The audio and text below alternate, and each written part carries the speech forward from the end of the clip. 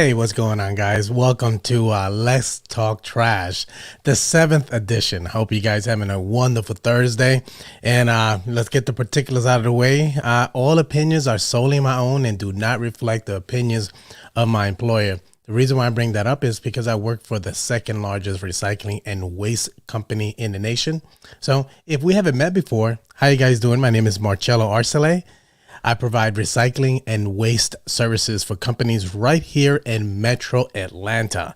So if you know someone that needs that service, if they're small or even a large organization that needs to implement a sustainable recycling or waste service in their industry or need to meet certain metrics, I'm your guy. Have them give me a call at 678-683-9136. Be sure to let me know if you're watching me here at Team Live. Put in the hashtag Team Live. And if you're watching a replay, we love you there as well. Be sure to put a hashtag Team Replay as well. We're going to be wanting to know what part of the world you're watching us from. Right here in Atlanta, Georgia, if you're watching us from New York City or my old place that I love so much. And if you guys watched this before, let me know. Say it with me, Bangladesh. So be sure to join in the conversations. If you hear something you like, be sure to let folks know how you feel about it. As well, we're going to be answering some of your questions in the discussion live, and we're going to be going shortly live in the room in Clubhouse as well. Be sure to share this stream with your network. Don't be shy. Let us know that as well.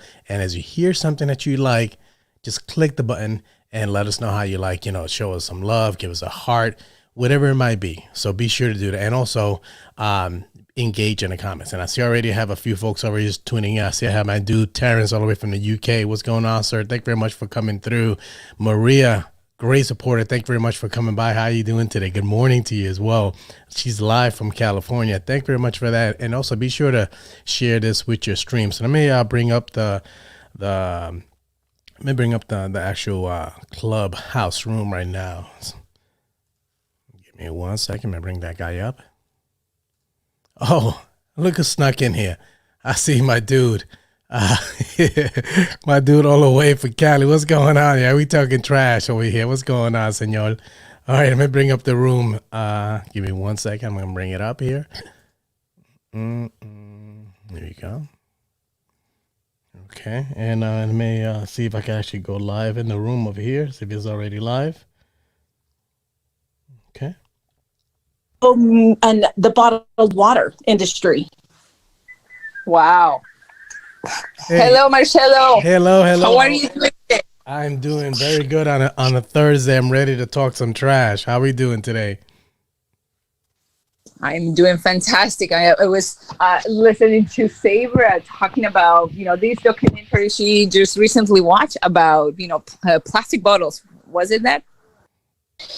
Yes, it was the water industry and how much we actually shouldn't be paying for bottled water. We should be actually getting it from our local communities. And it was interesting to see how many billions of dollars are in the bottled water industry and how many billions of empty bottles are going to the recycling, not recycled. Yeah, that's always been a big challenge when it pertains to plastic bottles. It's always a misnomer of how it should be handled. Curious to know now, Miss Francis, the link, again, I had the same issue. It can't come up on the other. Can you ping me on Mark Arcelay at Waste Guy so I could bring it up on the screen? Yeah, I'll do that. And also I am pinging Bobby, because Bobby is the one who opens the room for everybody to join. Otherwise, we'll be the four of us talking. So just 1 second. How are you, Liz? Hey, Liz. Welcome again. Hi, guys. How are you? Very good. Very good. Thank you very much for joining us for the talking some trash and hopefully instill or share some of our insights when it pertains to how to handle this dirty subject. Yes, dirty subject indeed. Marcello, I don't see, I believe that your second account, I don't have it and I'm not following it, so I cannot see it. So feel free to find yourself on your search and bring you. Yeah. And while I get Bobby notified to open the room. Okay. I'm actually following you right now. It's the waste guy or waste guy.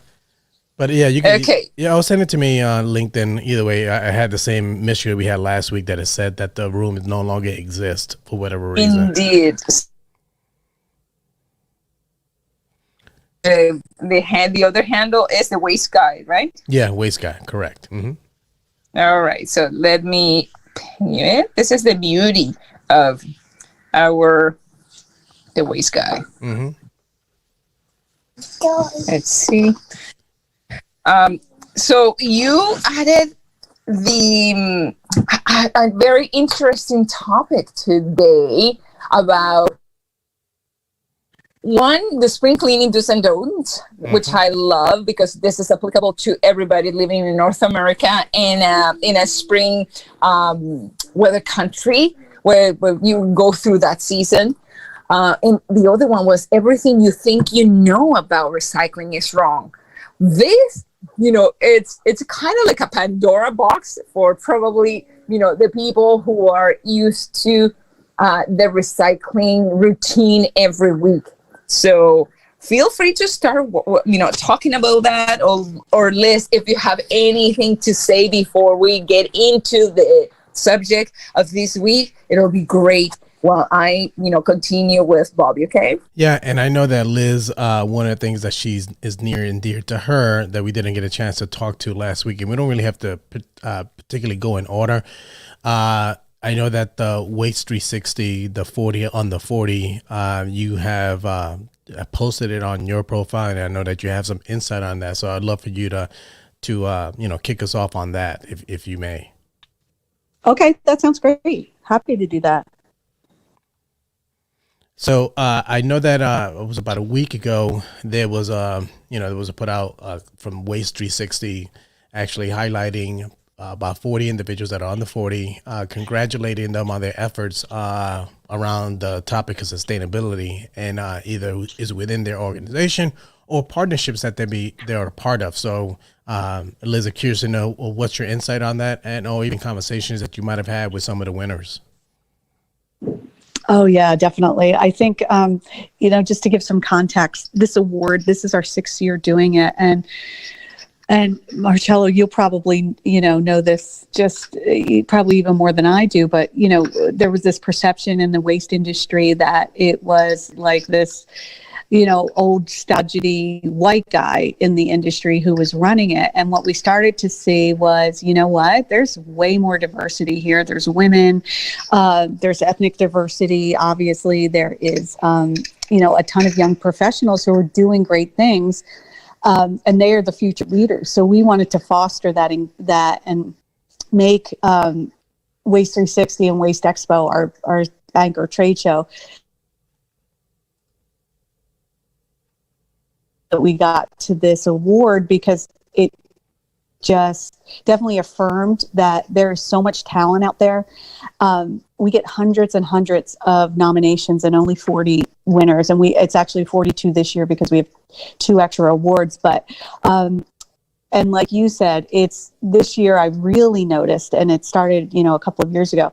The common theme with running through this group is sustainability. So whether or not someone is a sustainability manager or they work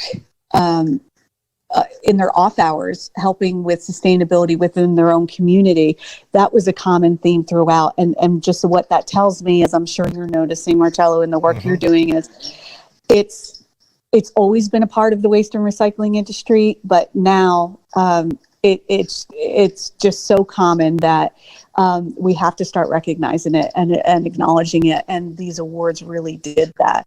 From waste haulers to recyclers, we have someone from the Gooder company who, he did amazing work getting food donations to avoid food waste, to working with partners to make sure that happened. And just there's just a thread of sustainability with almost everybody here, which is great. Yeah, and actually one of the things that I enjoy the most is that he's an Atlanta. He's local to Atlanta, Georgia. So I feel, even more connected to the efforts that he's doing. And I've heard of 𝗏𝗏 even before he was highlighted and was listed as one of the winners. I think he came across I think I saw it in the news, or I might have even come across an article of the founder and CEO of her efforts of what she's doing to repurpose a lot of the food that typically will be considered food waste, and how she's partnering with a lot of organizations here in Georgia to repurpose that food and give it to the people that most need it. And then most recently, I believe she had a huge partnership with the NBA. Don't really know the details on that, but I think they had a lot to do with the All-Star Weekend, how she collaborated with the NBA and all the organizations that took part in that event to reduce the food waste that normally would be tossed away and gone to the landfill. Oh yeah, she's a rock star. And I watched a video of her talking about her origin story, and she just knew it was the right thing to do. She saw all of this waste happening in her own community and said, if no one else is doing this, I'm going to do something about it. And she started connecting the food providers with the community, and then realized, hey, if we can get technology behind it, we could really scale this thing. And she kind of fell into that business model. And she's super sharp and very inspiring. She's awesome. Yeah, I'm connected with her on LinkedIn. Have not had an opportunity to have a few moments to talk to her and learn more about her origin. I can't even pronounce her origin story, and just learn more about her. When the time comes, I guess, I'll have an opportunity to sit down and talk to her, and probably even have a chat on the phone. And if I'm so lucky, probably even have her invite her at one of our discussions here weekly. And we can, essentially talk trash, and she can share her what passion and what drove her to actually do this event, create the company, and, even share some of the challenges that she's dealt with. What happens with all of those? And my dad's like, well, let me tell you. And so we went on this whole tangent. And then when I jumped back on the call, that's what we were talking about. So it was very inspiring to see everybody that was on there. And I really am looking forward to listening more about what Liz does at Waste360. I had never heard of it until this group. And so I'm sharing everything that I can about getting the message out there. Because, I do, one of my mottos is you only know what you know. And I've learned so much from this group, and I'm so excited to see where this goes. Absolutely. I like Welcome, Bobby. Hey, Bobby. I want to piggyback what you just said there, Sabra. Now, can you share what are you doing differently now since you've joined these conversations? So I really watch what I buy. I really watch what I'm using. I watch my water waste. I'm just more aware of everything, of the products that I was using. And, it kind of goes back when we first met, and this is our 7th week. I still can't believe it. I didn't realize how many paper towels we were going through until I found a website that says, why don't you use these kind of towels? They're reusable. So we've now changed to that. So there's just little things that I've been doing and sharing that with everybody, and then actually going to my multifamily and talking to them and seeing what they're doing different. Wonderful, wonderful. Bobby, thank you very much for joining us, sir. Hey, happy to be here. But Ilya, can you make me a mod, please, so I can make this public? That is true. Thank you there you go. Sabra and Marcello and Liz, you're all now moderators. Oh, I got upgraded. Thank you so much. That's awesome. So now we were talking earlier on the Waste360, and I know one of the gentlemen here locally, he's done a great job on the 𝗏𝗏. Will you just take a shot in the dark here, Ms. Francis? Are you familiar with any of the individuals that were highlighted in that article? No, but I saw that there is a trend in which people bring different materials, and when it really start mixing everything within their recycling bin. So I want to first of all give the formal introduction to the room. Shana, if you're in the audience and you want to participate, welcome to Let's Talk Trash. And it's a sustainability conversation for people who are very knowledgeable, who don't know anything, but they really want to, you really want to make a part into this more conscious actions towards having greener activities within our daily lives. So we contribute to the planet, and we're not wishy-washy. We are not green thinking. We're not recycling wishing, as Marcelo mentioned before. It's actually consistent actions that we can do on our own without biting more than that we can chew, in ways that we actually bring our planet a better and more sustainable idea, and a more sustainable product, and more sustainable results for our future. And this is hosted by the awesome Thought Leadership Branding Club from Bobby Omar, which I'm deeply grateful for being in this. More than 7,000 members now, Bobby, isn't it? Okay, I guess Bobby's just listening, but that's okay. Shana, feel free to chime in. And we are basically opening our today's session with, different topics that were, pending from last week, because we're always running out of time. We have, isn't it, Marcelo? Yeah. Everything you think you know about recycling is wrong. This is what we are going to talk right now. Yes. And recognizing the role of the women in International Women's Day, but also go green and spring clean. Mm-hmm. And what are the do's and don'ts of really a sustainable cleaning of our households or our workplaces? So Marcelo, feel free to also continue with the conversation with the article. Sure. And give a different introduction as my friends from the sustainable world are joining. Sure. Good. So that article that I posted on LinkedIn back on March 9th, the title, as you mentioned, was Go Green and Spring Clean, and the do's and don'ts on sustainable cleaning. It really covered quite a bit of do's and don'ts, and a lot of things that some of us either think that we knew because we're wish recyclers, or some of the things that we were oblivious, or quite frankly, we're not aware how to manage it, so we just threw it away. One thing that I'll mention for when it pertains to just throwing it away is one of the do's that I have here, managing electronic material or gadgets for that matter.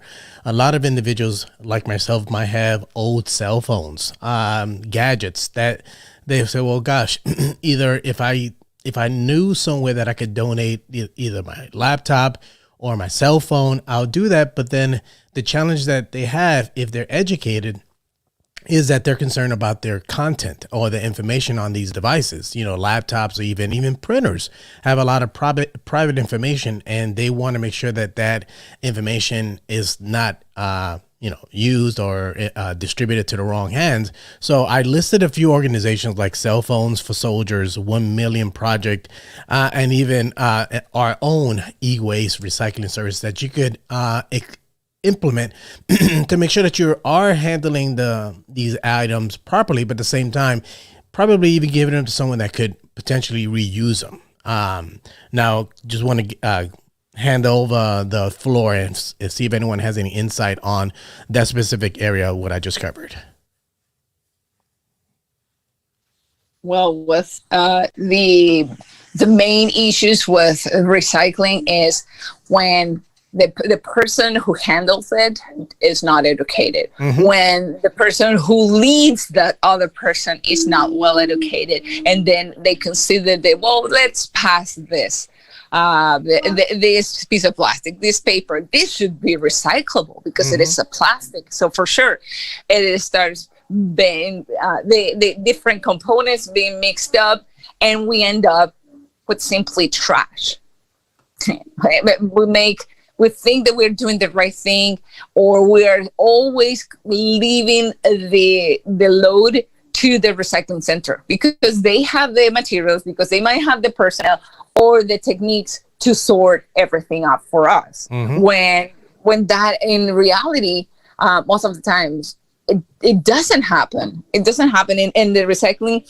They have to streamline, the loads that they receive. So if they receive everything all combined, so obviously the workload is actually higher, and there's more material ending up in the landfill than being actually reused, processed, and being taken out of the obviously this end of life.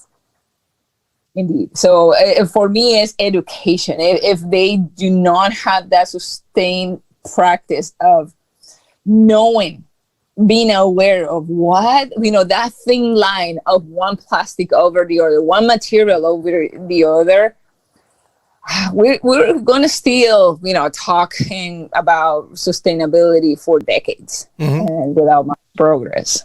Yeah, I agree. Well, that's awesome. So what I find and what I've been kind of noticing is, it doesn't take that much effort, but when you're, when you have on there, when you're decluttering your home or your closet, your anything, it can be overwhelming. And so most of it, instead of going, oh my gosh, I have to set this out to go to this recycling bin, or I have to send this to Goodwill or send it over here. And it's some people, and I know because I come from a family of hoarders, they're like, oh, just toss it in the bin. Well, that's not the right disposal of that. And, like where I've been watching these documentaries, how many years it takes for something to, disintegrate. And we probably will, for all the plastics that are out there, unless you can probably touch on this, of how many years it actually takes for it to be biodegradable and go through all the channels, right? Absolutely. And especially when we receive so much plastic from our produce, from the groceries we consume every week, we think that the plastic bag that we're receiving should be recyclable because it is plastic. But indeed, if you don't see the recycling symbol, and if not only that you see the recycling symbol on the bag or the container, but also what that number inside the recycling triangle means, and you are aware of it, then you will actually contribute or not to the whole process. So, and absolutely. Go ahead. No, go ahead, Liz. Go ahead. I was going to say, I believe the last stat I saw, it was like 450 years or something it takes for a plastic bottle to decompose. And I mean, my goodness, that's multiple lifetimes. And I was on a packaging Clubhouse last night, and we were talking about flexible versus rigid plastics and which ones were more compostable. And someone brought up a point, I just had a conversation with someone who tried to do a compostable coffee pod, right? And I mean, Keurig suffered for years with saying things were recyclable and they never were. And the woman on the panel believed what she heard, that the new coffee pod could decompose. First of all, that it was compostable and it would decompose into the soil within 25 days. And one of the packaging experts said, hey, you have to check that, because take a leaf, for example, in your own backyard. That is nature, made of nature. That takes way more than 25 days to decompose. So we also have to question, the actual companies, the brands, the packaging folks, and ourselves, right? If it doesn't seem logical, then it's probably not real. It's too good to be true. Exactly. And bringing the topic of the concept, is it decomposing, or does it start decomposing at the mark of the 25th day, or in reality is breaking down, because there are different things. Like if you don't see a banana peel completely degraded and decomposed by day 25th, I really doubt that a coffee pot would do the same. Exactly. Now, you know that when it pertains to that, I would agree with that. Now, another thing I wanted to cover on from that article was when it pertains to who can you partner with. And one of the resources that we've always touted at my company is utilizing earth911.com. That is a wonderful resource. And if you're ever in doubt on how the material should be handled, reaching out to them or their website, or even some of their forums, is quite resourceful for that matter. So at the end of the day, if you're saying, well, I didn't know what to do or how to handle it, Earth 911 is a great place to go outside of my company's website, but I would definitely recommend that source, mainly because it provides all the resources that you might need in your city, county, or even your state to consider. And there's another way to show this. I think, why can't companies who manufacture products with plastic components or made out of plastic give an additional label or caution or warning or recycling instructions that say this is not recyclable, or this can be recycled based on these criteria? So, the education can also, come from the manufacturer itself, and that will make actually easier the efforts in every household. Yeah, I think that when it pertains to some of that, those kind of tasks, it's just unfortunately seeing it from a manufacturer's perspective, it might just either confuse the consumer or just clutter their image or their branding. So that's why, and mainly because, based on what I believe, it's not mandated that organizations or manufacturers have to put said label. I mean, mind you, holistically, that sounds like a wonderful idea, but when it pertains to the experience that consumers they want the consumer to have, it's not something that it's plausible. I mean, the only thing I could think about is when it pertains to something going on a deep end when it pertains to putting a label on a product is cigarettes. That they were mandated by the government that they have to put, label that this product might cause cancer. Outside of that, they don't have to, they don't have to do anything else but that. And if anyone's watching this from overseas or probably even Asia, when I lived in Singapore, I remember seeing their cigarette packets. I don't smoke cigarettes, but I've seen them, and they had the most horrific images. If you still wanted to smoke after looking at that image on that box, God bless you. What can I say? So let's refresh the room and give a warm welcome to Lynette. Lynette is a marketing expert, is a good friend and connection, and she's always inviting me to multiple topics to talk about different areas of our lives and in our professional world. And welcome. We're talking about trash. We're talking about, we talk trash, but in a good way. I always make that remark.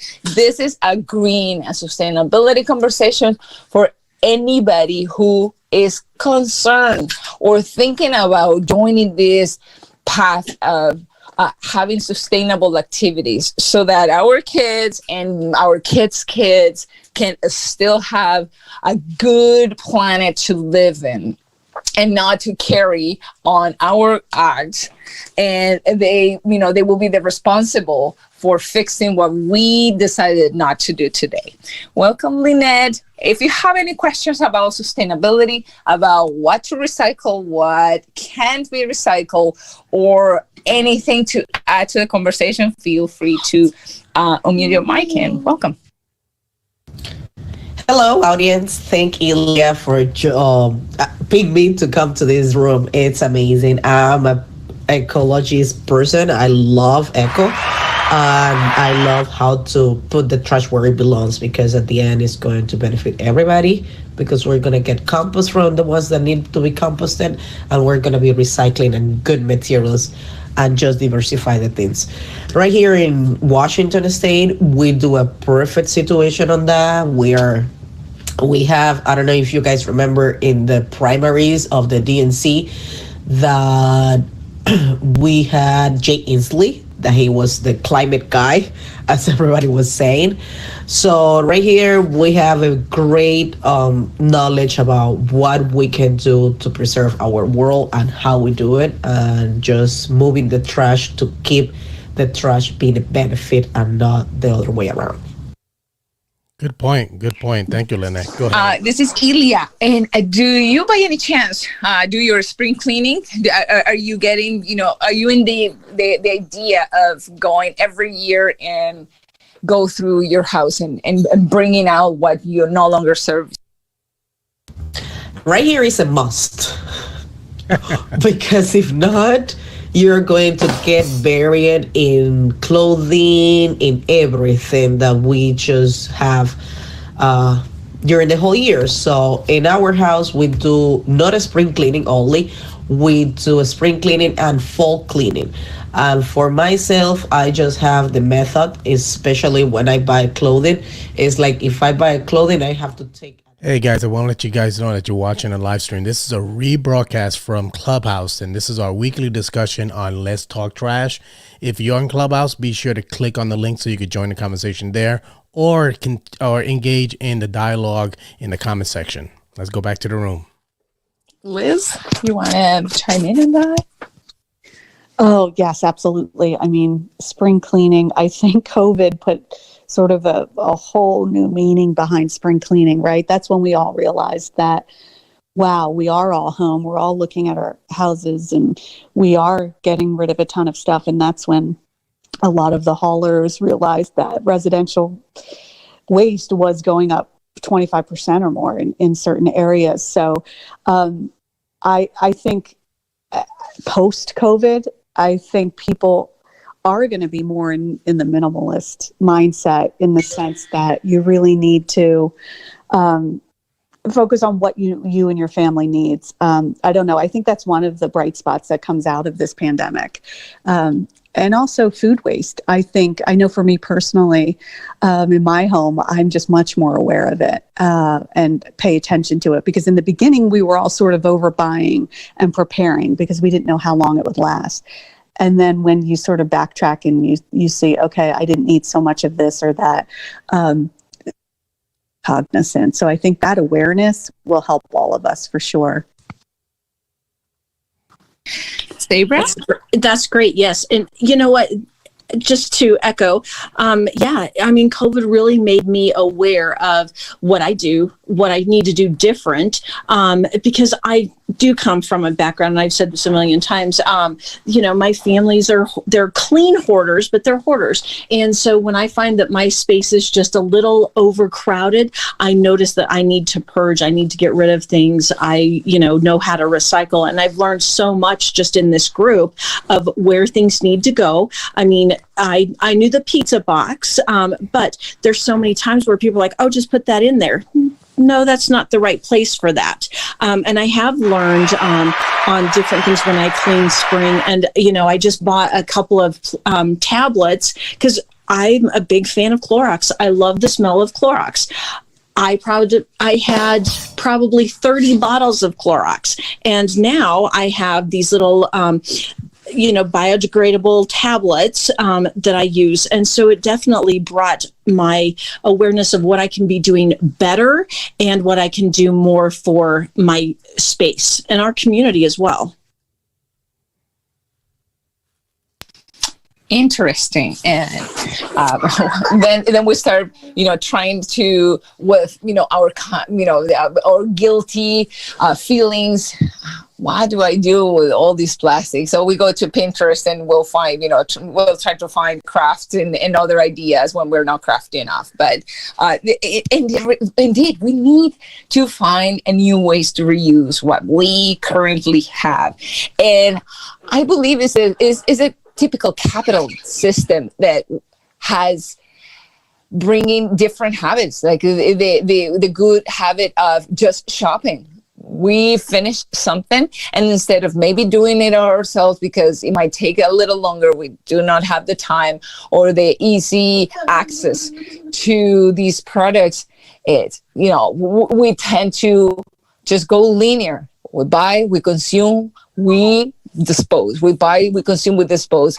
But bringing back this concept of having a circular habits in our daily life will actually increase not only our feeling, our feeling good. Like I feel good because I know that I'm taking something that will take hundreds and hundreds of years to decompose, to degrade, and it will actually harm everything that goes that this plastic or this material will touch. We can actually reuse it. We can actually give it away to somebody else. Marcello, is there any questions in the live stream? Because we gotta be conscious about our buddies, our friends who always tune in via YouTube Live, via LinkedIn Live, and Facebook Live. Good question. It's Ilia and I'm done speaking. Good. Thank you very much. We have we have to highlight some. Anything else, Marcello? Sorry about that. I muted myself on the app. Yeah, so I just want to highlight a few folks that tuned in the live stream. We have Maria that she's tuning in live from California. I appreciate that. We also have our friend, Señor Payasera, all the way from California as well, giving us a nice shout out as well. Along with that. Yeah. Now you're muted. Sorry, no worry about that. And we also have Terrence Chandler. He's tuning in from the UK. So thank you very much for coming through. And we have some of our good friends from Gwinnett tuning in and watching us live. Amanda, she's a great advocate and support of our show. We also got Jade Handley. He's a starting over coach. He's also watching us as well. So outside of that, we don't have any questions, but these are the people watching us live and giving us a shout. Excellent. So continue with the conversation with Liz as our expert guest today. But also we have another speaker who just joined us from last week as well. And I believe all the way from Trinidad. And that's Adrian. And for those who are in the audience listening, this is a weekly conversation that we have around our own actions and bringing them to reality, to really put them in practice. We're talking today about what you might think what recycling is wrong. And I am the witness of this. My mother-in-law, she places all her recyclables in a plastic bag. And this is a huge no-no. And I've kindly told them multiple times that this is a practice that we shouldn't be doing, because instead what we are creating is, a landfill, the trash, because people are not going to go through our own plastic bag and say that, well, this is recyclable. And they're going to take the plastic out of it and put sort or segregate that plastic bag. They're just going to put it in where the material isn't recyclable, and it will go to landfill. So Liz, what are the issues and how we can prevent this? For example, debunking this big no-no of packing and bagging our recyclable products. Yes, that's a tough one. We talked about that a little bit on the packaging club last night. It's a lot of people want to take for lack of a better word, I'll say naked. Their produce and other things, and take it without the packaging. And a lot of stores aren't allowing us to do that. So I think the only thing we can do is, as consumers, is either request it, because you do vote with your wallet, right? So you can request it at your stores, and then just bring your own bags, right? That's a simple thing, but it really helps. It goes a really long way, because as we know, the plastic bags are used, I think the stat was, for 50 minutes or something before they're tossed. So if we can just get away from those couple of things and actually insist on doing better with our local stores and our chains, I think change could happen. So that's funny that you brought that up, Liz, with the plastic bag. Nothing more irritates me, frustrates me, makes me go into my 4-year-old want to throw a tantrum, is to open up that stupid little bag that they give in the rolls. You cannot open them. And when COVID hit, I had my mask on. I can't lick my fingers. I'm sitting there just up in arms. And so literally that was the whole time I took without plastic bags, because I could not open those stupid bags. It was very comical, but yeah, those plastic bags. So I don't even use them anymore due to I couldn't lick my finger to open up the bag. Hey, whatever works, right? That worked for you, and now you don't use them, so that's fabulous. Yeah, It's quite fun. yeah, I can relate to that. And I know, I remember my mother licking her fingers or wetting it or something just to be able to twist the bag, just to be able to separate it. Now to the point that now you have to probably use 2 hands to try to separate them. But yeah, I agree. That's always been, there's been something. It's a habit. I guess that's essentially why we do in this show, is to educate and provide different habits to make sure that they, do the right thing. So that's a good point, Sabra. So now, welcome to the stage, Adrian. Adrian is a sustainability advocate, evangelist, but also a business owner with an interesting story. So Adrian, can you give us, a brief summary of your journey, because you said it last week, but for those who are joining and the stream live and in the audience, feel free to bring that super fascinating way to use pure recycled and reusable materials for the operation you created, or you guys, or your organization created. Was it a windmill made out of completely reused materials? Is that what he just left? But it might be temporary, because he was texting me via Instagram. So there's another myth, Marcello, and hopefully the people on LinkedIn on the live stream can help chiming in with this. That it is okay to recycle plastic bags at home. What do you think about that, Marcello? Yeah, when it pertains to plastic bags, my philosophy, and a lot of folks in my industry's philosophy, is the poke test. If you could poke it with your finger, then that type of plastic that you are considering to recycle is not recyclable at that point. So that's the best analogy to approach. And I say that because I think about, shrink wrap. Think about that, how resilient that material is. And if you could push it and tug it, it's not going to, bust. So that's the best approach when it pertains to plastic or plastic bags or anything that's malleable. That is from a plastic family. If you could poke it and it breaks, then it's not recyclable. It's always been my recommendation. And I like to add to that when it pertains to recycling and the facts. Unfortunately, in my industry, working with manufacturing and even logistical companies that have the right intentions to recycle, historically, annually, most of my customers' waste is contaminated by as much as 20%. And what I mean by their waste, meaning, let's say, for instance, they have a compactor on site.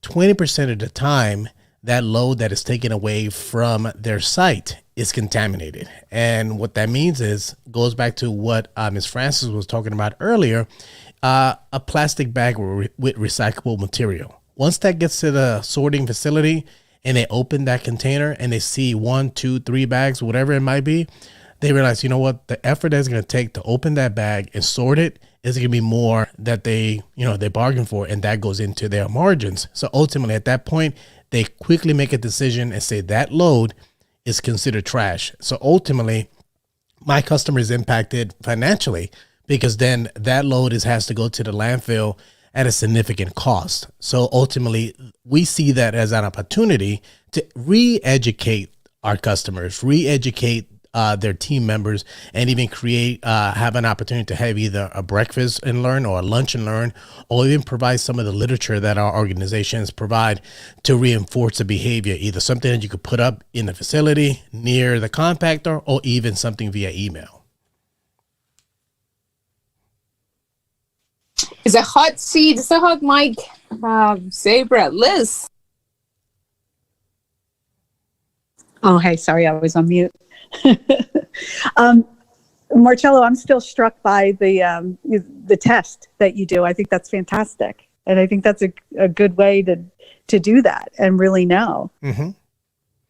Yeah, and mind you, we it's easy for us to monitor that because we know how many customers that we haul their recycling containers, and we could, it's simple math. You literally see how many hauls you had in a given month and how many of those were deemed contaminated, and we extrapolate that through our organization, and that's how we come up with that number. And mind you, and I say that this is an opportunity, because it's an opportunity to reinforce those behaviors, meaning because sometimes there's churn within organizations. So the people that we educated, or they were gung-ho or even champions in the organization for recycling and implementing a sustainable solution, they might have left, or they might have changed jobs and they work at a different organization. So we find this is an opportunity to re-educate and revisit the right behaviors. So interesting, and welcome whoever joins again the room. This is a green conversation because we truly need to make our efforts, and it's not just to go green from night to day, but it's one action after the other, creating a good habit, and then we go on to the next one to find ways to reduce our environmental footprint. And with this one, I feel so guilty about it. Diapers, like baby diapers, the environmental footprint that a baby, a new life that comes to this world brings, it's incredible. Like the amount of diapers a baby goes through their first 2.5 years of life is unbelievable. And now we have new ways to reduce this by using, obviously, cloth diapers, just like my mom used to do with me. I remember my cousins like changing their diapers and doing the little triangle and using the bobby pins. I don't know if you guys were, if you're young enough to remember this. But I believe that this is a great example of how we can, with one action, we can reduce considerably this amount of landfill. Because, like, how many people are in the world? 7 billion people, 7 billion plus people in this world. And all of us were babies at some point. So you can imagine 7 billion of us bringing disposable diapers to our landfills. Where do they go? And where they are?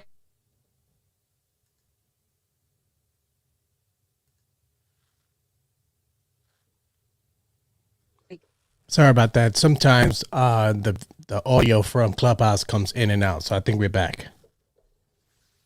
Okay, thank you so much. So the what I meant was the diapers. Like have you any of you talk about the importance of just changing the materials that are within those disposable diapers. They're going to be soiled. So what are we going to do? Even if we have a green diaper, we're still going to have organic material, organic matter there. So is there any alternative, any possibility? I don't know. And welcome back, Adrian, for joining back. Feel free to, first, Adrian, let's welcome you back, and then Liz. Hi, my app apparently just knocked me out of the room completely, and the volume, I had absolutely no volume because nothing was happening. So really fantastic to see everyone here again, and it's great to be with you all. I will leave you all to continue until it's my turn. Thank you. And Adrian, you're more than welcome to share your intro story. I know that ILIA mentioned earlier that a lot of folks may not know of you. So if you can briefly touch on your how you got into the industry that you did, and what are the efforts that you're doing now. Absolutely, my friend. I would say that I should start primarily for the last 33 odd years. I have been in the oil and gas industry, representing my country, Trinidad and Tobago. I've also been involved with several other companies. I've worked at Coca-Cola in Trinidad and at the KFC Pizza Hut TGI Fridays group. I've also had a very strong background in international trade show management as well as event management, because I do co-produce with several Caribbean people, international artists throughout the entire Caribbean. But my interest presently is involving renewable energy. Many years ago, when no one would buy the first set of Teslas, I would say that I was one of the very lucky people to buy within the first 100 cars. And I was fortunate enough to spend 5 minutes with Elon Musk way back then, close to many years ago. So since then, I have tried to diversify my entire interest and portfolio of business towards renewable energy. My daughter presently is doing her master's in renewable energy, because while my son is a neurosurgeon and she wanted to become a doctor as well, I said, I think that the future is in renewable. The future is in what we need to do in saving the planet. So I think that water is our new goal. As a matter of fact, I want to stress that now, that water, I think, is going to be the new goal. And presently in Trinidad and Tobago, I've just started up a manufacturing facility to build windmills that I'm hoping to supply to the entire Caribbean, generating some foreign exchange, which is badly needed, and the failure of the oil and gas industry in Trinidad and my non-participation in that industry has led to several different difficulties, as well as the falling prices of both oil and gas. So I think that we are all here in a fantastic industry which is sustainable, and also that there is a lot of new technologies emerging day by day. I've also been involved with projects with a company called 𝗟𝗶𝗿𝗄 out of New Mexico, where we're building actual homes and schools and facilities from totally recycled materials, plastic bottles, tires, aluminum cans, etc. So I want to just encourage everyone who is stepping into this for the first time, or who feels that there is maybe some hope. I want to say to you, I would put my last dollar in sustainable and renewable. And I've done some of this.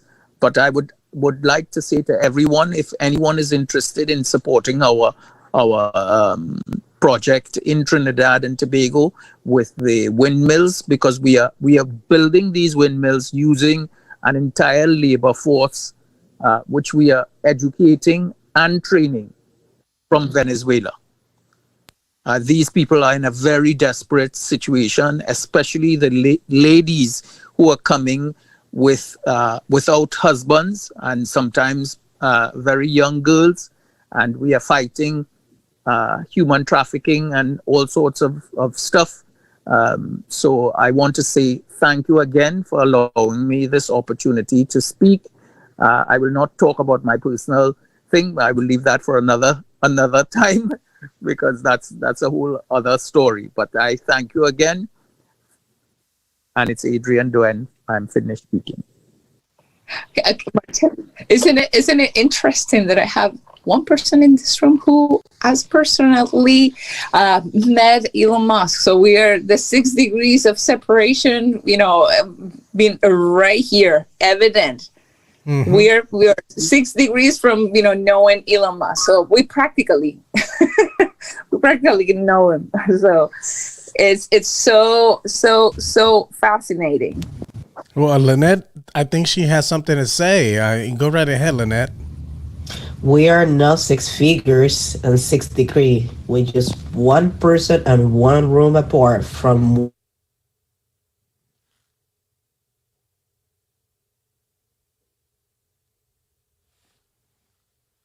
Sorry about that, guys and ladies.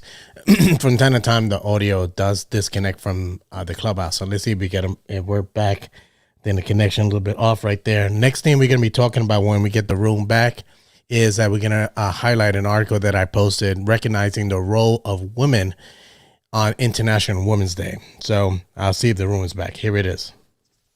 There you go. Thank you so much. Thanks for keeping us connected with the stream live. Liz, we were talking about diapers, but for the mothers in the room, if there aren't any mothers, what have you thought about, as an alternative to bring to the parents of the world, and in ways to eliminate, the environmental footprint that our next billion people can have into this? Well, what's interesting is that I don't know if you guys know this, but 𝗟𝗃𝗁 out of New Jersey, they partnered with Diaper. It's DYPER, and they have a program called It's called the Diaper program, and subscribers can send their soiled diapers back and forth, believe it or not. And the packaging is hazmat protected, and it's pre-shipping.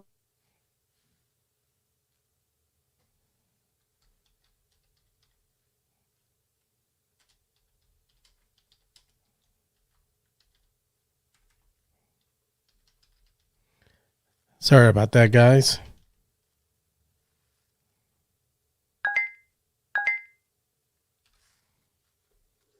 Seems like that we're not having the best connection today with the room. But shout out to 𝗟𝗃𝗁 in the meantime. Our company, the company that I work for, we also have a partnership with 𝗟𝗃𝗁 as well. And the one that I could think of is a partnership through Subaru as well. Let's see, the room is back. What's their partnership with Subaru, Marcello? Oh, thank you very much for that. So our partnership that we have with Subaru is that we actually 𝗟𝗃𝗁. Marcello, you're muted. Oh, sorry about that.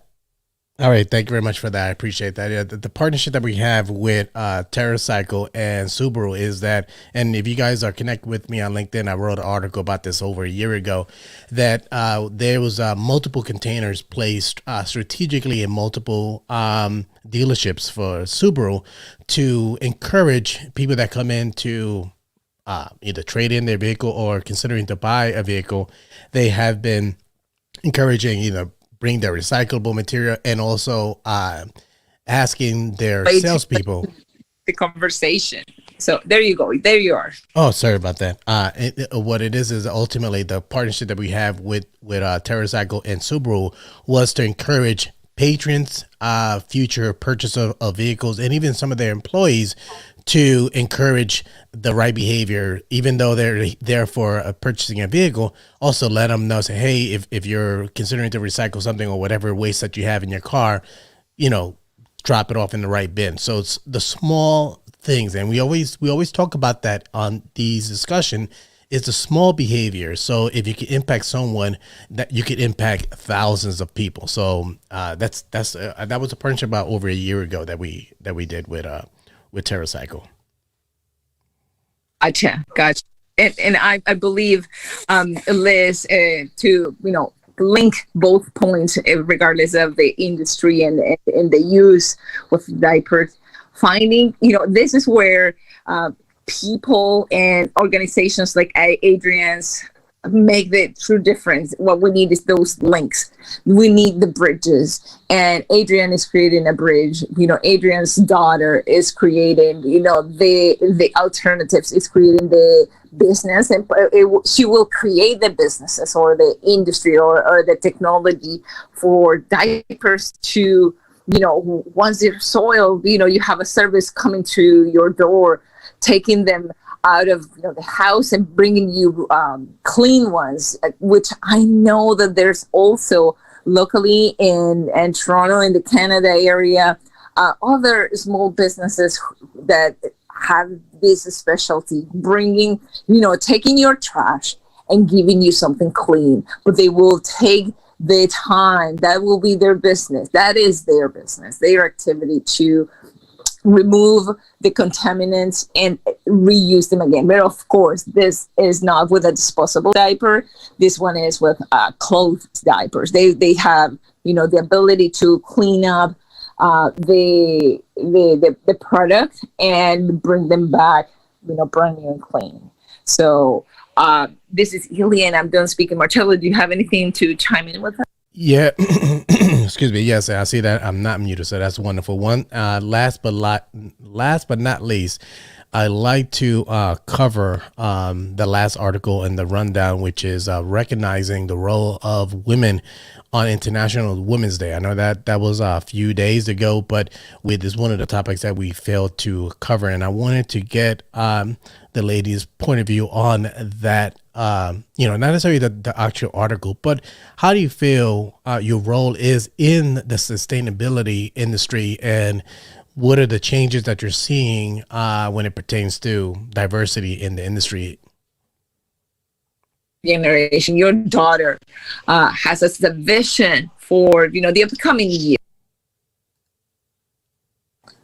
I think up to this morning I spoke with her, and I think that her interest is like most young people. They want to know that the world is going to be full of opportunities to let them excel.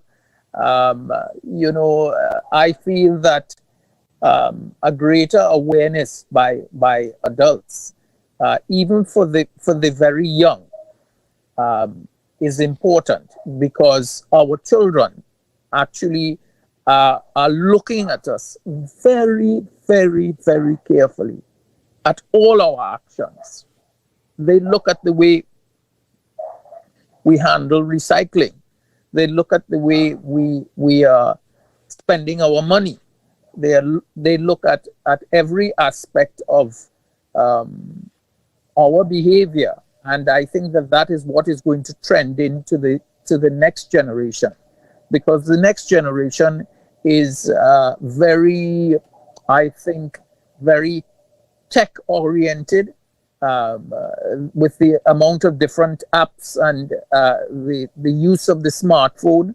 I don't know if anyone here ever remembers going on their prehistoric Mac or their IBM computer and seeing, when they started to first run ads on the internet, that they had a little thing that was always posted on the right-hand corner that said "Death of the PC," and we never knew what they were talking about. I remember that very clearly. But here we are now, using iPhone of smartphones to run our entire lives. I mean, I can tell you, I have a car that's coming into the Caribbean soon, that your smartphone operates the entire car, starts the car, checks the battery charge, and it can even be charged from the phone, depending on the technology of the charging system of the country. So, I mean, we see a bright future. I think they see a bright future, and I think they're looking forward to it because there is a great opportunity for them. So let our good colleague finish his conversation. No, thank you very much, Adrian. I appreciate that. No, and one thing I wanted to touch on pertaining to an article that I put out back on the 8th of March was a few of the efforts that our organization has implemented. Back in 2018, our organization actually launched an initiative called 𝗍 Drives, which was a recruitment program to recruit women drivers.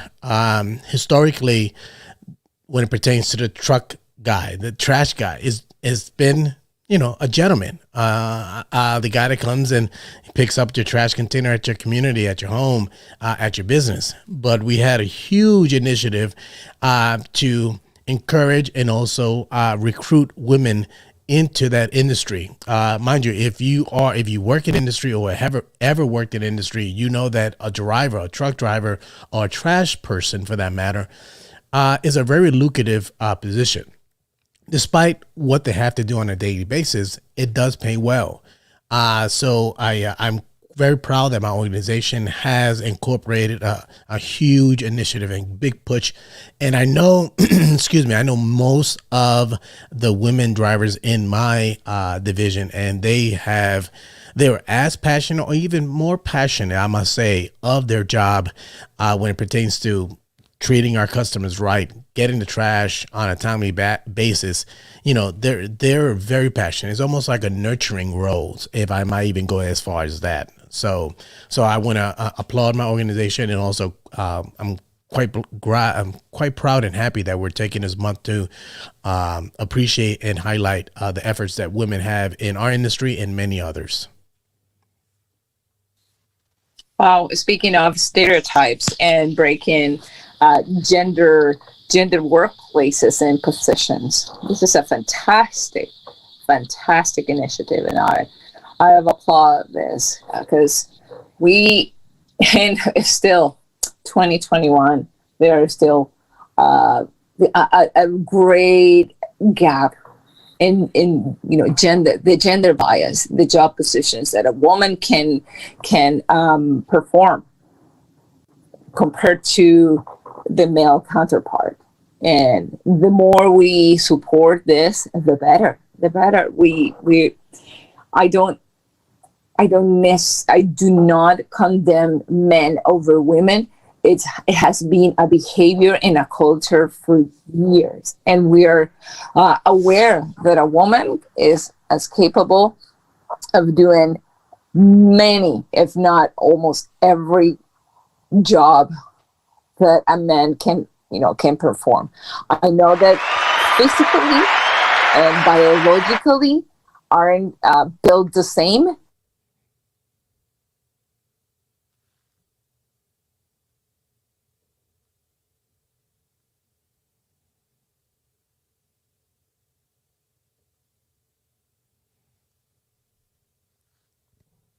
Sorry about that, guys. It's it looks like that we lost the connection. It comes in and out on Clubhouse. So I guess when Miss this, and please congratulate the team that supported and created this initiative, because this is where the difference happened.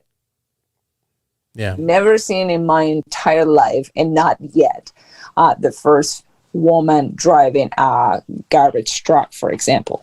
But I know that, bringing this topic, bringing a woman to different workplaces will make a huge, huge difference, even in the lowest income families. It's really an abundance.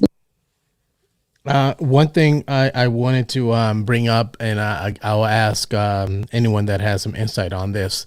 In the live feed, I have a person named, this one is coming from YouTube, 𝗔𝗵𝗲𝗰𝗸. He's asking, do you think that biodiesel will be better alternative than electric? And the best part about it is that we actually have Adrian here. So I want to get Adrian's insight on that. So curious to know, what's your insight on, do you believe that biodiesel will be a better alternative than electric? What do you think?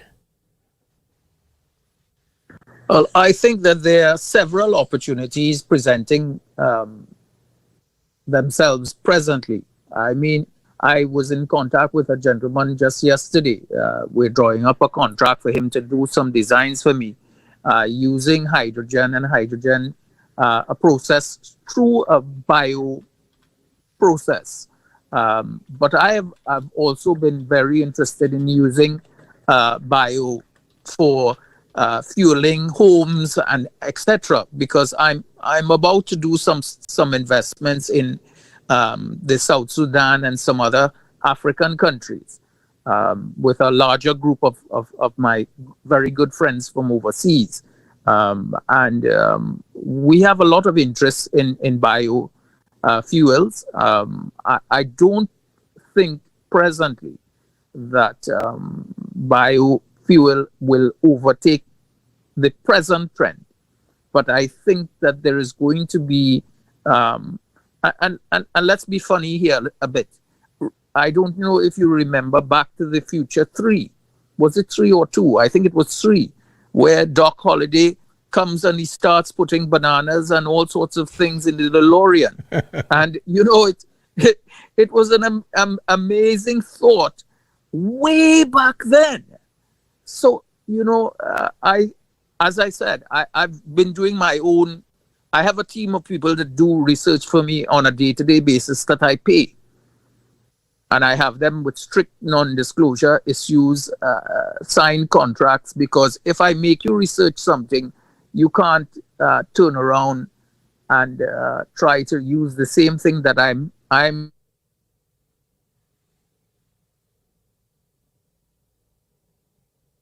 my time and money that's been spent. But I want to say that I think that he's asked a very valid question, and I think it's something that it's going to progress into many other things. But I think that we must come to some realization, and I've been in that oil and gas industry long enough, that fossil fuels will be here with us for a very long time. It's not going to end tomorrow. Despite the transportation issues of many countries signing off by 2025, targets that could not be reached, of course, now because of the pandemic. I think that 2030 and 2035 and 2040, certainly, and playing a little game of fun again, I think that even the garbage trucks may be fueled by biodiesel. So I think that there is some validation to what he's saying, but I think that electric has moved to quite a different level. And being involved with some of the international associations around the world, because I try to join as many organizations as possible to know what they are thinking and what they're doing. I think that electric now has become a word that the governments cannot avoid. 3 years ago when I got fully duty-free, fully tax-free, fully 𝗚𝗵𝗄 engine tax-free for Trinidad and Tobago, I'm still struggling to implement the same type of law in Jamaica. I've been trying to get the government there to do their part in moving things forward in their country. The Bajan Prime Minister, very lovely lady, told me the last budget that her economy is in shambles and she can't afford to do that. But companies are still surviving. Mega Power is still surviving very strongly, and they're one of the early people in this industry. So anyway, thank you again, and thanks again for allowing me to share. Thank you very much. I appreciate that. At this point, I want to hand it over to 𝗿𝗂𝗍 and Sabra, and I know Miss Francis wants to ask us the word of the day, and I guess at this point we can start wrapping up our weekly show. So go right ahead, Miss Francis.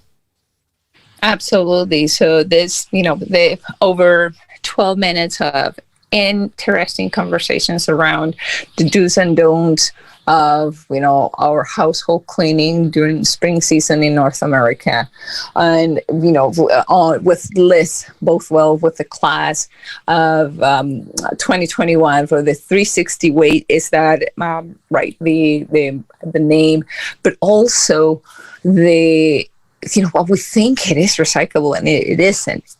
Those are the concepts that we should be now familiar with.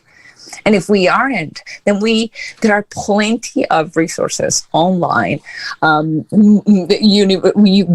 University is out there, but especially the willingness is what we must convey. So for me, today's word is willingness, is will. Having the will to say, I want to learn. I want to change the way I do buy, I do shop, the way I can, bring my offsprings and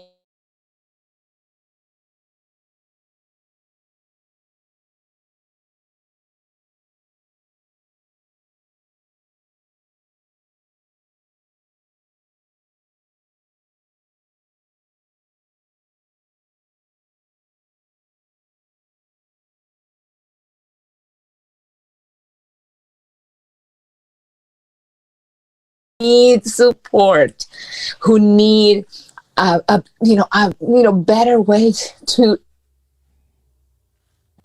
bring the technology to reality, because the commitment, it's out there, and what we need to do is to support what we can do. Don't buy more than you can chew. So will is my word. What about you, Sabra? So mine today is very similar to yours, but it's mindfulness and, making those right decisions. I was reading over the do's and the don'ts and kind of reflecting on what I don't do and what I should be doing. So just mindfulness of when I'm cleaning out certain things, of where it should go and where it shouldn't. So there's my word, mindfulness.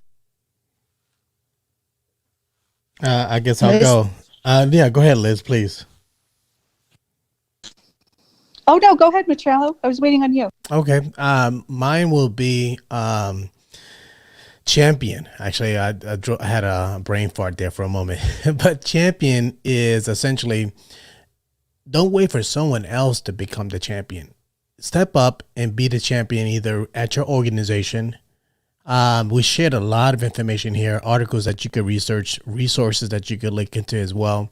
So don't wait for either your employer, your family, your spouse, or even your children to make suggestions. Be the leader in your circle, in your community, and start getting other people, identify other people that feel the same way as you, and you'd be surprised. It might be your neighbor right next door. So be a champion. I love that, 𝗏𝗏𝗏. I love what all of you have said. And for my word, I would say consistent. Because if we are just all looking for opportunities to be consistent, you don't have to be perfect, but if you are consistently looking for ways to reuse, to recycle, to repurpose, we can't lose, right? We're all in this together, and every day is another opportunity for consistency, but we have to try. And for you, Adrian, what will be the word that you want to leave today, this conversation in the audience? Because I know, by the way, Marcello, I know the people that are around and they're in this room. Brian, I've seen you. Rich, you've came to a few weeks back. Lynette, you're a true champion at what you do. So we have leaders here. So Adrian, your word. I think the word is accountability. I feel that presently we want to do a lot, but we are not making ourselves properly accountable for the things that we are doing. So we are really not in the full strength to which we can achieve the goals that we are setting. You know, from a Roman Catholic point of view, I absolutely loved the new Pope's Francis's encyclical of 𝗏𝗏𝗏𝗏, which I've actually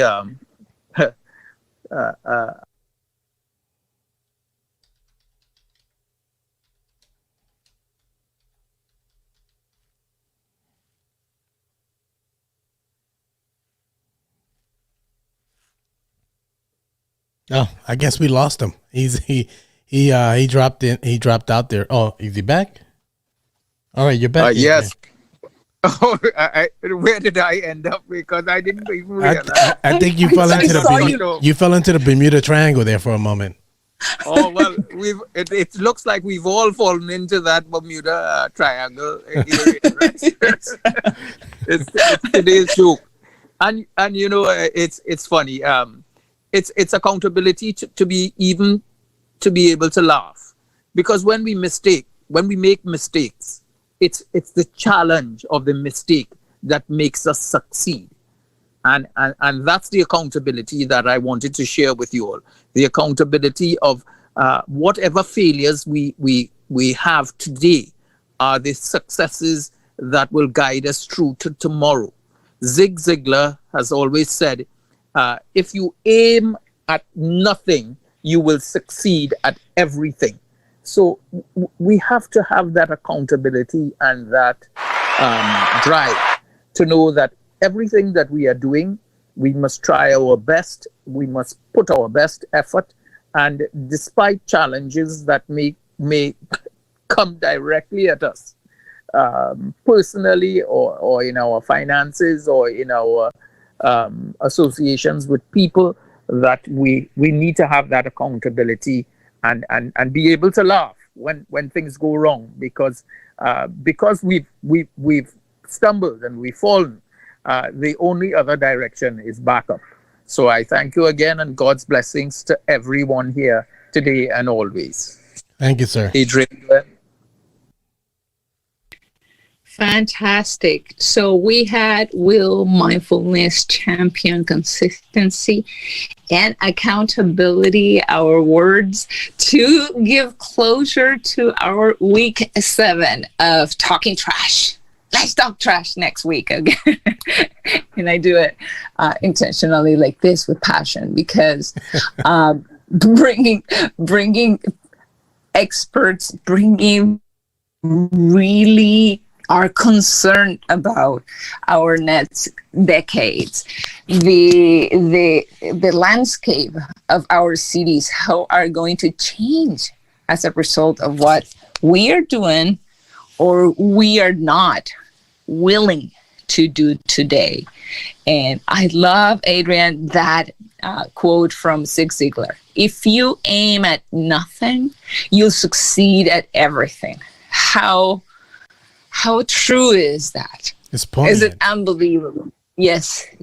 And that means that let's focus on working on something. Let's achieve it. And if we can't, at least let's leave the foundations for others that are coming behind us to continue with this job.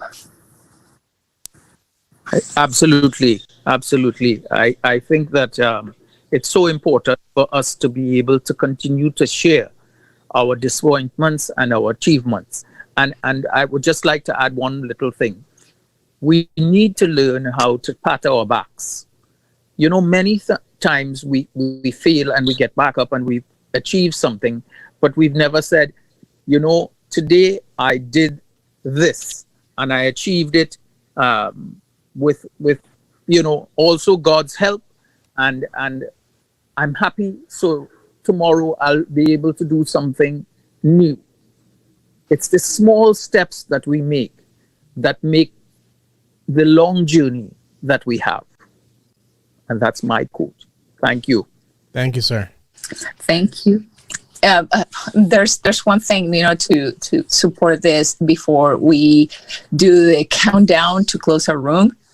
The Sagrada Familia, the Basilica in Spain, started to being built in 1882. And it is expected, or is planned to finish in 2026. And it's being sustained, its construction, over centuries, over decades, over multiple architects. And here there's a still there. It's still in construction. So I believe sustainability is something that it has to be built and has to be passed over and over and over. So the better we get, the building will be stronger.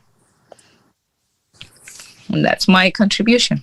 So thank you so much, Sabra, Liz, Marcello, again, for being our master communicator in the online world, our awesome moderator, Liz, for coming again for a second week, and as well to Adrian to Talking Trash, a sustainability conversation about, how to get better in our own way and be more sustainable. This is 𝗿𝗵𝗲, and I'll see you guys again. Thank you so much to everybody online. I'll see you again next Thursday at 12 p.m. Eastern Standard Time to talk again a little bit more trashy this time, maybe, or not. Thank you. Thank you. Thank you. Bye. Hello. Thank you. You're welcome. Bye. Take care, everyone. I push away from